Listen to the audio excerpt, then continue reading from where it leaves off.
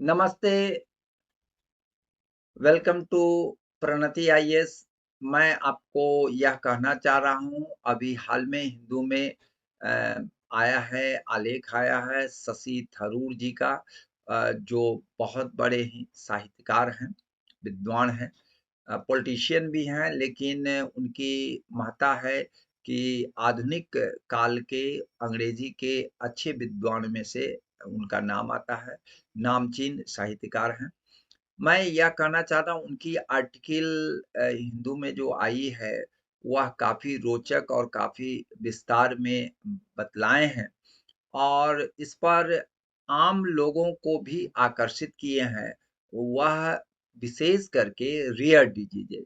Rare diseases वह diseases है जो बहुत ही कम पाए जाते हैं आपको, लेकिन उसमें सबसे बड़ी कमी है कि यह जेनेटिक होता है और जेनेटिक इम्पैक्ट है और यह बच्चों को ज़्यादा प्रभावित करता है मुख्य रूप से और यह काफ़ी कॉस्टली होता है। इसलिए इस आलेख के द्वारा मैं सारी पहलुओं को मैं चर्चा करना चाहता हूँ कि रेयर डिजीज़ में कौन से डिजीज़ भारत में बहुत प्रभावित कर रहे हैं। उसमें आपको गौशे है, गौसे जो है स्पेलिंग वैसे है उसका GAUCHER, जो गौसर जनरली कहलाता है, लेकिन है वह गौशे उसका उच्चारण है, ध्यान रखिएगा। और व्हिपल डिजीज है, दूसरा है। तीसरा है डर्मेटो मायोसाइटिस है, जिसको आप ध्यान रखें। स्पाइनल मस्कुलर एट्रोफी है, SMA शॉर्ट में कहलाता है। और तीसरा है MPS 1 है। MPS है म्यूको पॉली सैकराइड्स टाइप 1 है। यह जो आपका 5 है, यह 5 बहुत ही कॉमनली है। यह मैं इस पर आज चर्चा करने जा रहा हूँ। सबसे पहली है गौशे जो है डिजीज जो है, यह आपको कैसे होता है? तो यह हमने आपको बताया, चर्चा भी किया था कि buildup of a certain fatty substances in certain organs, particularly spleen and liver। यह जो बनते हैं फैटी सबस्टांसेस जो होते हैं, वह बनते हैं, बिल्डअप होते हैं विशेष करके स्प्लीन एंड लीवर में। और यह जो है आपका म्यूटेशन आधारित है, जेनेटिक डिसऑर्डर से होता है और यह म्यूटेशन इन जीबीए जीन में यह होता है। और यह कमी किसके द्वारा होता है? तो ग्लूको सेरिब्रोसाइडेज है। फिर से मैं उच्चारण कर दे रहा हूँ क्योंकि बड़ा नाम है, सेरेब्रोसाइडेज है। वह आपको एंजाइम है जिसकी कमी हो जाती है और यह जो है कमी जो है फैटी सबस्टांसेस को ब्रेक करने के लिए रिस्पॉन्सिबल होता है, यह एंजाइम जिसको हम स्फिंगोलिपिड्स कहते हैं। यह जो है सेल मेम्ब्रेन में नॉर्मली पाया जाता है, इसी के चलते यह गौशे डिजीज होता है। तो मैं आपको यह कहना चाह रहा हूँ कि केस इज लैकिंग, आपको स्फिंगोलिपिड्स एक्युमुलेट्स इन लाइसोसोम्स या लाइसोसोम में आपको एक्युमुलेट्स कर जाता है, जिसके चलते यह सेल प्रॉपर्ली काम नहीं करता है और वह स्प्लीन, लीवर, बोन मैरो और नर्वस सिस्टम को या जो है प्रभावित करता है। तो यह सबसे वाइटल ऑर्गन आप जान ही रहे हैं, स्प्लीन है, लीवर है, बोन मैरो है, नर्वस सिस्टम है, इसको प्रभावित करता है। यह आपको मैं बताना चाह रहा हूँ कि यह इनहेरिटेड होता है, ऑटोसोमल रिसेसिव पैटर्न के आधार पर यह एक जनरेशन से दूसरे जनरेशन कैरी करते हैं, जिसको हम जीबीए जीन कहते हैं। तो गौशे डिजीज जो है, इसका डायग्नोसिस और केयर कैसे करेंगे?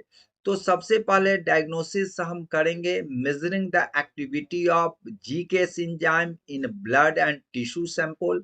दूसरा है जेनेटिक टेस्टिंग करेंगे और तीसरा है blood counts, liver function test, bone density scan, imaging studies, ये सब इसका जो है डायग्नोसिस का पैटर्न है। और ये सभी इतने हाईली टेक्निकल है जो सब जगह उपलब्ध नहीं है, और डॉक्टर लोगों की भी काफ़ी कमी है।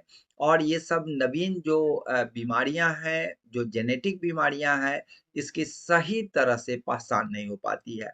इसका क्योर यह नहीं हो पाता है, लेकिन लाइफ को बढ़ाया जा सकता है, लॉन्जेविटी को कायम किया जा सकता है प्रॉपर केयरिंग के कारण।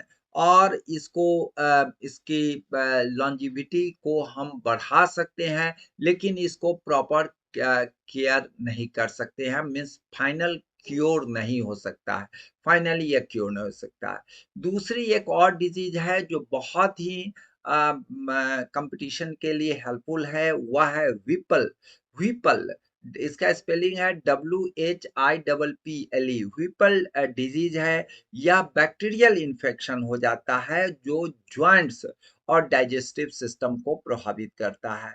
हमारे यहाँ भारत में विशेष करके डाइजेस्टिव सिस्टम को प्रभावित करने वाले बहुत सारी बीमारियां हैं, लेकिन यह तो जेनेटिक है, और इसलिए यह बहुत रेयर डिजीज में से आता है। इसका इफेक्ट जो होता है, आपको नॉर्मल डाइजेशन नहीं होता है, impairing the breakdown of foods and hampering body ability to absorb nutrients. Nutrients का जो हम डाइजेशन करते हैं मुंह से, जो हम बक्कल कैविटी से जा रहे हैं, तो न्यूट्रिएंट्स को एब्जॉर्प्शन होता है, यहाँ पर एब्जॉर्प्शन नहीं हो पाता है, फैट्स एंड कार्बोहाइड्रेट का एब्जॉर्प्शन नहीं हो पाता है, जिसके कारण या जो है आपका विपल डिजीज होता है।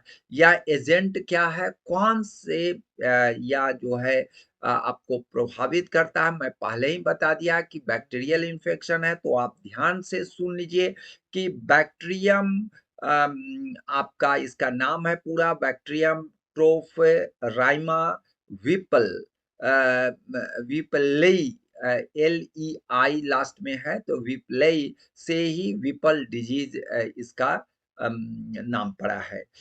मेन सिस्टम है, इससे अर्थराइटिस हो जाता है, हड्डी की बीमारी हो जाती है, कमजोर हड्डी हो जाता है, डिफॉर्मेशन हो जाता है, वेट लॉस हो जाता है, एब्डोमिनल जो है आपको एब्डोमिनल पेन होने लगता है, पेट में दर्द होने लगता है। दूसरी है डायरिया, पेट झड़ी भी होने लगता है, अपच हो जाता है। इसका डायग्नोसिस जो है स्मॉल बॉवेल बायोप्सी के द्वारा हम लोग करवाते हैं। मैक्सिमम बायोप्सी का नाम सुनते ही लोग सोचता है कि कैंसर हो गया, लेकिन बायोप्सी टेस्ट सभी इस बीमारी के लिए जरूरी है। यह बायोप्सी होता है small bowel biopsy. Bowel means पेट से का बायोप्सी होता है, जिसके कारण यह नहीं सोचना चाहिए रोगी को कि हमको कैंसर हो गया, यह विपल डिजीज है। मैं आपको पहले ही आपको चर्चा कर दिया हूँ, पिछले वीडियो में भी हमने चर्चा किया, रेयर डिजीज में चर्चा किया था। सुहानी भटनागर जो हैं एक्ट्रेस हैं, और यह 90 इयर्स के होते हुए भी लेकिन एक बीमारी है मायोसाइटिस, या जो है आपको एक्चुअली इसी के कारण इनका डेथ मात्र 19 वर्ष के उम्र में हो गया। और यह जो है डिजॉर्डर जो है मसल इन्फ्लेमेशन के कारण हो गया। मसल का इन्फ्लेमेशन जो होता है मीन्स फूलने से, मसल के फूलने से यह बीमारी हो गया है। और यह जो है सो इसका जो कॉजेज है, अभी तक इसके बारे में जानकारी नहीं हुआ है। दूसरा है, मैंने आपको चर्चा किया था SMA, स्पाइनल मस्कुलर एट्रोफी। यह डिसऑर्डर जो है आपको नर्व सेल को अफेक्ट करता है, और यह वॉलेंटरी मसल मूवमेंट को भी यह कंट्रोलिंग जो है वह डिसऑर्डर हो जाता है। तो यह नर्व सेल जो कंट्रोल करता है वॉलेंटरी मसल मूवमेंट का, उसी में डिसऑर्डर हो जाता है, इसलिए स्पाइनल मस्कुलर एट्रोफी कहते हैं। ये भी रेयर डिजीज में आते हैं और यह जो है भी बहुत खतरनाक में से बीमारियों में से आता है। दूसरा है, मैं आपको चर्चा किया था एमपीएस, म्यूकोपॉलीस डोसिस टाइप 1 जो है, ये भी बीमारी जो है खतरनाक बीमारी में से है, जेनेटिक होता है और इसमें आपका मुख्य रूप से it doesn't have enough enzyme needed to break down the long chain of sugar molecule. Sugar molecule के लिए यह जो एंजाइम की ज़रूरत होती है, वह कमी हो जाती है।